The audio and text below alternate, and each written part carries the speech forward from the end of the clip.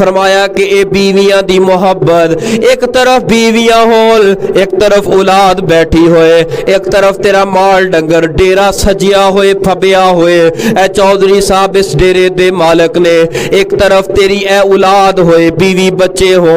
एक तरफ ए तेरे घोड़े सवारियां गाड़ियां ए तेरियां कारां हो, एक तरफ तेरा बैंक बैलेंस दौलत सब कुछ पे बैठा होए, सारा समान तेरे कदमां दे अंदर पिया होए, सारे दा सारा समान तेरे कदमां अंदर ढेर कर दिता जाए। अल्लाह फरमांदे ने वलयु अखिर अल्लाहु नफ्सल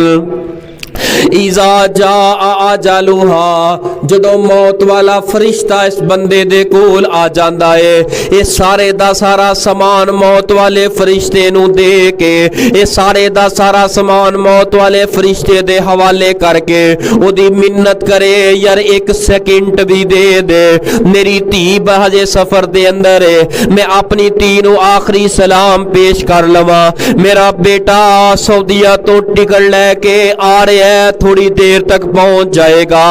बड़े साल हो गए मैं पुत्र नू मिलिया कोई नहीं, सिर्फ एक मिनट एक सेकंड सारी दौलत दे बदले दे दे। अल्लाह फरमांदे ने एक सेकंड नहीं मिलेगा बेटिया, मगर सब कुछ तू कुर्बान कर दिता, बीवियां मगर सब कुछ कुर्बान कर दिता। जदों 5 वक्त अजान हुंदी सी उस वक्त ते सिर अंदर जू नहीं सी रेंगदी, अपनियां दुकानां नहीं सी बंद करना पसंद करदा, जदों भी तेरा अजान दा वक्त हुंदा तू गाखां दे अंदर मशगूल हुंदा, ना नमाज दी तरफ आउंदा, ना रोजे हज ज़कात दी तरफ आउंदा, ना सोमो सलात नू तू अपनी जिंदगी दा हिस्सा बनाया। अज मंग लै एक सेकंड दा वक्त, फरमाया नहीं एक सेकंड दा वक्त भी मिलेगा।